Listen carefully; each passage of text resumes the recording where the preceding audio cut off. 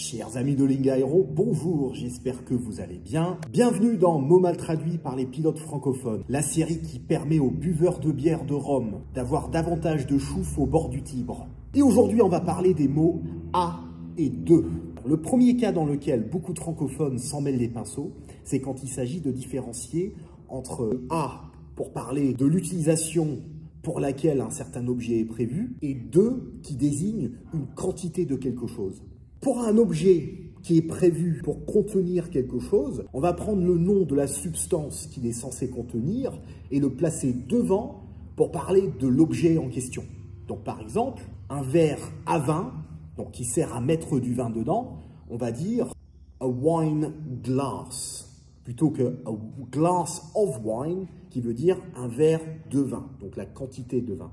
Quand on veut parler d'un outil qui est prévu pour une utilisation donnée, à ce moment-là, on va prendre la forme ing pour expliquer à quoi sert l'outil en question.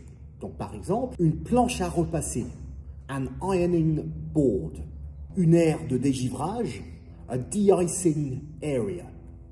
Autre cas dans lequel beaucoup de francophones se trompent avec à et de, quand il s'agit de parler à quelqu'un ou dire quelque chose à quelqu'un. Quand on veut dire juste dire quelque chose, mais sans préciser à qui on dit la chose en question, c'est tout simplement « to say ». Donc par exemple, les informaticiens sont incapables de prononcer le mot « facile » et c'est pour ça qu'ils ne disent que dur. IT people are incapable of saying the word « easy », which is why they only say « hard ». Maintenant, quand il s'agit de transmettre une information, on a le choix entre « to say to someone » ou alors « to tell someone ». Quelle est la différence entre les deux? Eh bien, pour to say to, on est plus intéressé par les mots en eux-mêmes, alors que to tell, qui veut dire déjà dire à, c'est plus une transmission d'information. Mais la règle importante à retenir, c'est que tell veut dire déjà tout seul dire à. Donc, il n'y a pas besoin de mettre de préposition avec tell. Donc, tell to ne se dit jamais. L'autre jour en approche, le contrôleur m'a dit « Je vous suggère une remise de gaz ». Et j'ai dit au contrôleur « Non merci, je préfère payer mon butane au prix fort ». The other day, during an approach, the controller said to me « I suggest a missed approach ». And I said to the controller « No thank you, I prefer to pay full price for my butane ». Sinon, l'autre jour, la contrôleur m'a dit que la piste était fermée et qu'il valait mieux remettre les gaz. The other day, the controller told me that the runway was closed and that it would be better to go around. Quand on veut exprimer l'idée de parler de quelque chose, ou alors de discuter de quelque chose, on dit to talk about something, ou alors to discuss something, mais sans préposition. Donc to talk about, mais jamais to discuss about. Je fais toujours en sorte de manger avant de parler de lion, puisque d'après les experts, il ne faut jamais discuter de faux vagins. I always make a point of eating before talking about lions, because according to the experts, you should never discuss wild animals on an empty stomach. Donc discuss, jamais de préposition derrière. Pour traduire l'idée de consister à pour une procédure ou une action qu'on mène, à ce moment-là, en anglais, on va dire to consist of plus ing. Donc, par exemple, la PTE est un exercice qui consiste à réduire la puissance du moteur et à se poser en vol plané. A practice forced landing is an exercise which consists of reducing the power and doing a power-off landing.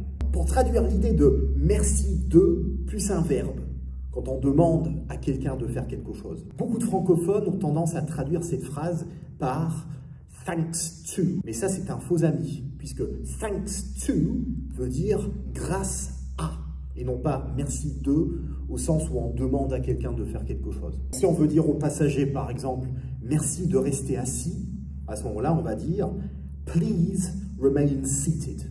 On veut traduire l'idée de merci de au sens merci de votre soutien, merci de votre coopération, et ainsi de suite. On va dire à ce moment-là thanks for. Donc, thanks for your support. Thanks for your cooperation. Et si vous cherchez à traduire l'idée de merci de votre venue, il vaut mieux éviter la traduction thanks for your come. À ce moment-là, on dirait plutôt thanks for coming. Pour traduire l'idée de penser à quelque chose, bon, il y a deux possibilités. Si on veut traduire l'idée de penser à quelque chose au sens à quoi tu penses, quelle est l'idée que tu as en tête, à ce moment-là, on va dire think about. Donc, par exemple, quand je pense au Bourget, je pense aux vieux avions. When I think about le Bourget, I think about old airplanes. Après, quand on veut traduire l'idée de penser à au sens n'oubliez pas, à ce moment-là, on va dire soit please remember to, ou sinon don't forget to.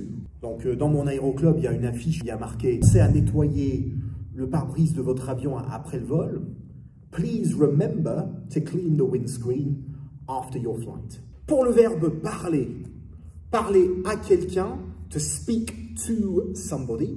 Et quand on veut parler à la radio, à ce moment-là, on dit to speak on the radio. Autre faute récurrente chez les francophones, c'est quand il s'agit de traduire le verbe dépendre, et notamment dépendre de. Alors la manière dont on traduit cette expression-là va dépendre de ce qu'on essaye de traduire exactement. On va commencer par « ça dépend », tout simplement. Alors beaucoup de francophones ont tendance à dire « it's depend », alors qu'en fait le S se place à la fin. Donc ce n'est pas « it's depend », mais plutôt « it depends ».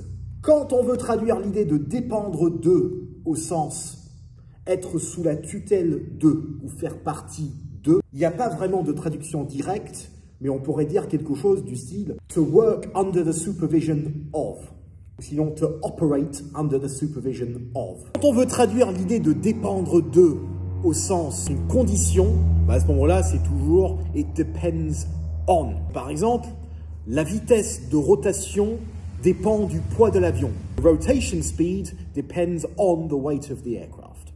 Voilà donc quelques exemples de comment éviter de vous emmêler les pinceaux lorsque vous traduisez les mots « à » et « de ». Retrouvez l'intégralité des exercices sur lingaero.com. Bon vol à tous et à très bientôt. Au revoir.